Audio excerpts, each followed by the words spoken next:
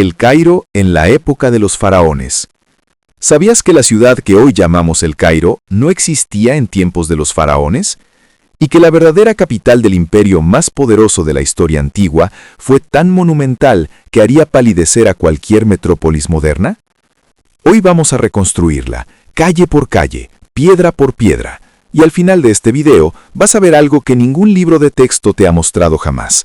Cómo era caminar por las calles de la capital del antiguo Egipto en plena época de gloria.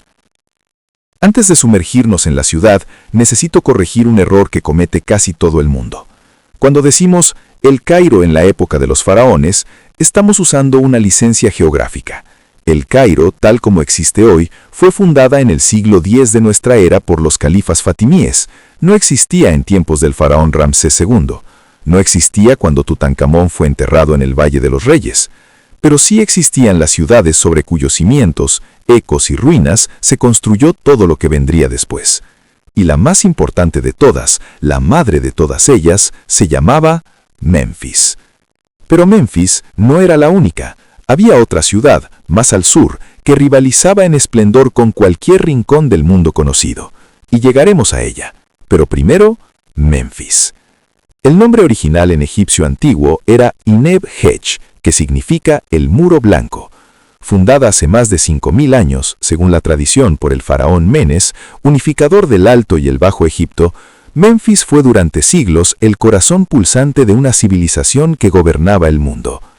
Imagínate esto. Son las 6 de la mañana. El sol acaba de asomar sobre el desierto oriental.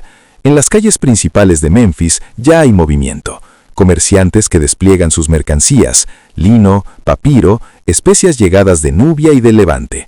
Sacerdotes que caminan en procesión hacia el gran templo de Ptah, el dios creador, patrón de la ciudad. Escribas que cruzan apresurados con sus paletas de papiro bajo el brazo. Y en el centro de todo, el palacio del faraón. No una construcción modesta. Hablamos de un complejo que podría albergar a miles de personas, rodeado de jardines artificiales, estanques sagrados y columnas tan altas que hacían sentir al visitante como un insecto. ¿Y qué había dentro de ese palacio? En unos minutos vamos a entrar, pero antes quiero que entiendas algo fundamental sobre cómo estaba organizada esta ciudad, porque es algo que los arqueólogos tardaron décadas en comprender.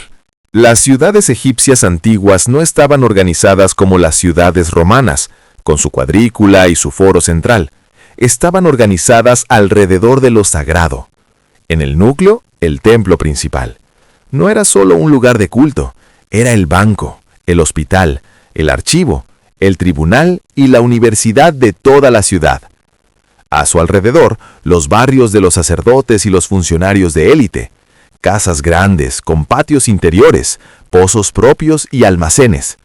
Más allá, los barrios artesanos, alfareros, tejedores, joyeros, carpinteros, gente que trabajaba con sus manos y vivía en casas más pequeñas, pero no necesariamente miserables. Y en los márgenes, cerca del río, los muelles, el mercado de pescado, los almacenes de grano. Porque el Nilo no era solo el río que da agua y fertilidad. El Nilo era la autopista de Egipto. Todo lo que valía algo en el mundo antiguo viajaba por el Nilo. Bien, ahora quiero sacarte de los grandes templos y los palacios faraónicos. Quiero llevarte a donde vivía el 90% de la población.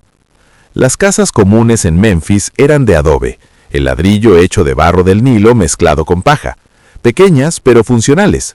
La planta baja solía usarse como almacén y taller. En el primer piso se vivía. En la azotea se dormía en verano, cuando el calor era insoportable. Las familias egipcias del pueblo eran sorprendentemente modernas en algunos aspectos. ¿Sabías que los contratos matrimoniales en el antiguo Egipto protegían económicamente a las mujeres en caso de divorcio? ¿Que las mujeres podían poseer propiedades, testificar en juicios y gestionar negocios? Y aquí viene uno de los aspectos más impactantes de esta civilización, algo que te voy a revelar más adelante, y que tiene que ver con algo que encuentras en cualquier esquina de Memphis y que los arqueólogos tardaron en interpretar correctamente. En el mercado, la moneda no existía. Se usaba el trueque y un sistema de contabilidad basado en unidades de grano y de cobre llamadas deben. Un par de sandalias valía cierta cantidad de grano. Un buey, tanto cobre. Los escribas del templo llevaban la contabilidad. Y la comida. El pueblo egipcio comía pan y cerveza como base de su dieta. No era la cerveza artesana hipster que conoces hoy.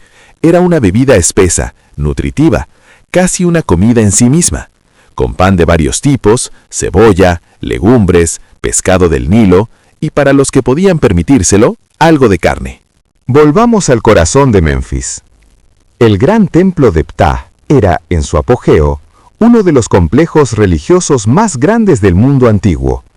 Los visitantes griegos y romanos que lo vieron, lo describieron con una mezcla de asombro y terror reverencial. El templo no era solo un edificio, era una ciudad dentro de la ciudad. Tenía sus propios talleres, graneros, bibliotecas, jardines, lagos artificiales. El personal que lo mantenía en funcionamiento podía superar las 10.000 personas. Y Ptah, el dios al que estaba dedicado, era quizá el más filosóficamente sofisticado del panteón egipcio. Según los textos del templo de Memphis, Ptah creó el universo con su pensamiento y su palabra. No con sus manos, con su mente y su voz. 4.000 años antes de que los filósofos griegos debatieran sobre el logos, los sacerdotes de Memphis ya habían llegado a esa idea. ¿Recuerdas que te prometí revelarte algo que los arqueólogos tardaron en interpretar? En todas las esquinas de los barrios populares de Memphis y otras ciudades egipcias, los arqueólogos encontraron pequeñas hornacinas, pequeñas capillas domésticas. Durante mucho tiempo se asumió que eran altares a los grandes dioses del panteón oficial. Pero no, la mayoría estaban dedicadas a divinidades locales y espíritus de los antepasados. La religión oficial del Estado y la religión que practicaba la gente corriente en su día a día eran dos cosas muy distintas. El faraón adoraba a Amón, el artesano del barrio sur adoraba al espíritu de su abuelo, y a un genio protector del vecindario cuyo nombre ni siquiera aparece en los grandes textos. Igual que hoy, en tantos lugares del mundo, la religión oficial y la devoción popular conviven, a veces en tensión, siempre en paralelo. Hemos recorrido las calles de Memphis al amanecer, hemos entrado al templo de Ptah, hemos comido pan y cerveza con el artesano de adobe. Hemos visto cómo funcionaba una civilización que durante 3.000 años fue la más avanzada, la más organizada y la más duradera que el mundo ha conocido jamás. ¿Y Tebas, la gran ciudad del sur que te prometí al principio? Tebas merecerá su propio vídeo.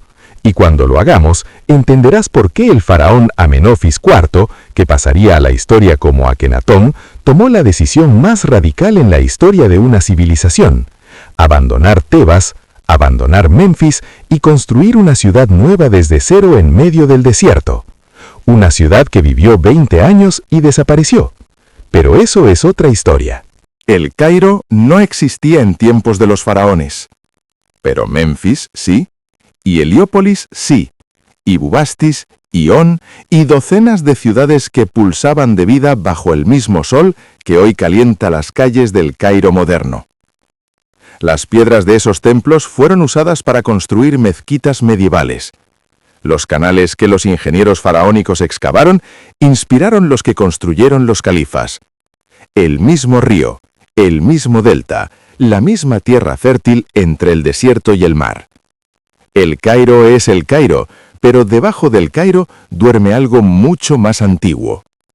Una civilización no muere cuando se acaban sus faraones, muere cuando se olvida su nombre. Si este vídeo te ha hecho ver el mundo antiguo de otra manera, necesito que hagas una cosa ahora mismo. Comparte este vídeo con alguien que ame la historia. No porque el algoritmo lo necesite, sino porque esta historia merece ser contada. Suscríbete si quieres estar aquí cuando lleguemos a Tebas, a Alejandría, a Cartago, a todas las ciudades que el tiempo enterró y que nosotros vamos a desenterrar. Una reconstrucción a la vez. Hasta la próxima.